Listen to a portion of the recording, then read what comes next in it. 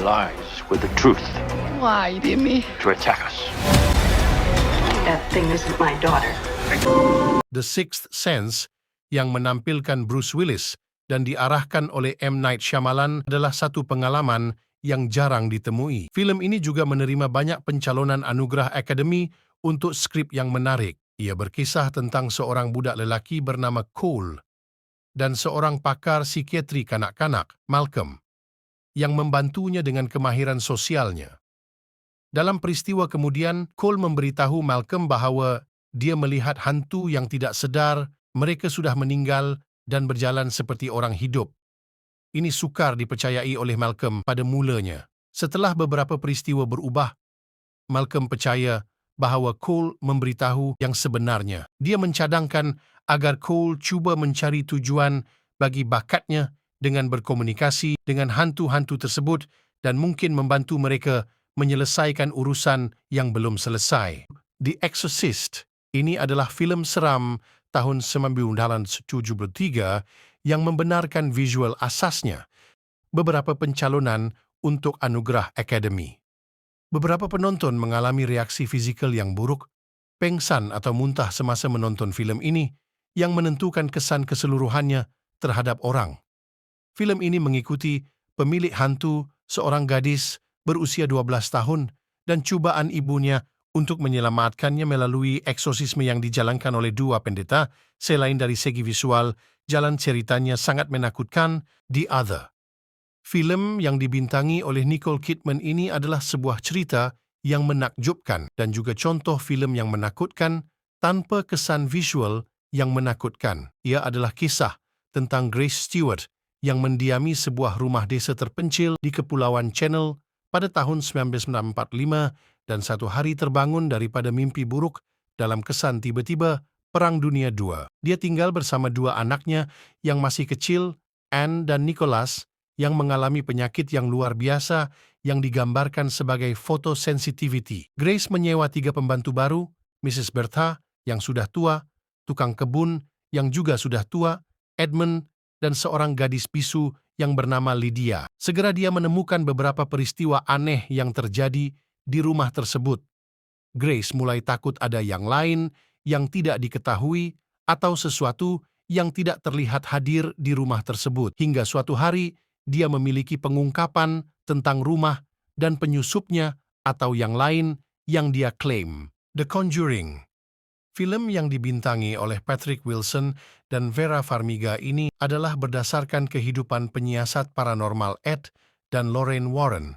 Film pertama berdasarkan kisah di mana Warren datang membantu keluarga Perron yang mengalami peristiwa paranormal mengganggu di rumah pertanian mereka di Rhode Island pada tahun 1971. Film kedua mengikuti Warren ketika mereka pergi ke Britain untuk membantu keluarga Hodgson yang mengalami aktiviti poltergeist di rumah majlis mereka di Enfield pada tahun 1977, yang kemudiannya dikenali sebagai Poltergeist Enfield. Pasangan ini juga memiliki koleksi benda-benda gaib di rumah mereka yang mereka kumpulkan dari kes-kes terdahulu. Visual dalam film ini sangat menakutkan.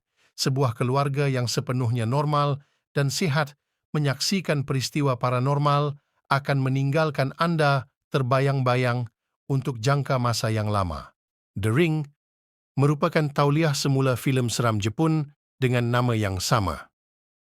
Ia adalah kisah berdasarkan pita video yang terkutuk. Sesiapa yang menonton video itu akan mati 7 hari kemudian oleh kuasa yang tidak terlihat. Visual dalam filem ini sangat kuat dan akan meninggalkan kesan besar dalam fikiran Anda dan pasti akan menakutkan Anda dalam gelap. Terutamanya adegan di mana hantu keluar dari skrin TV. Siri filem ini boleh didapati di Netflix dan juga di Amazon Prime. Jika Anda mencari filem seram yang memberi impak mendalam, The Ring adalah pilihan yang sesuai untuk Anda semua. Oculus. Filem ini berlaku dalam 2 masa yang berbeza. Masa kini dan 11 tahun sebelumnya. 2 alur cerita diceritakan secara serentak melalui kilau balik. Pada tahun 2002, jurutera perisian Alan Russell pindah ke rumah baru bersama istrinya Marie.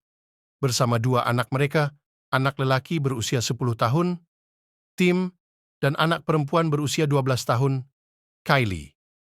Alan membeli sebuah cermin antik untuk menghias pejabatnya. Tanpa pengetahuan mereka, cermin itu secara gaib menimbulkan halusinasi. Film ini dihasilkan dengan baik dan mempunyai alur cerita yang sangat menakutkan mengenai ibu bapa yang paranoid dan hidup bersama dua anak kecil mereka, di mana ibu bapa cuba membunuh anak-anak mereka di bawah pengaruh cermin berhantu.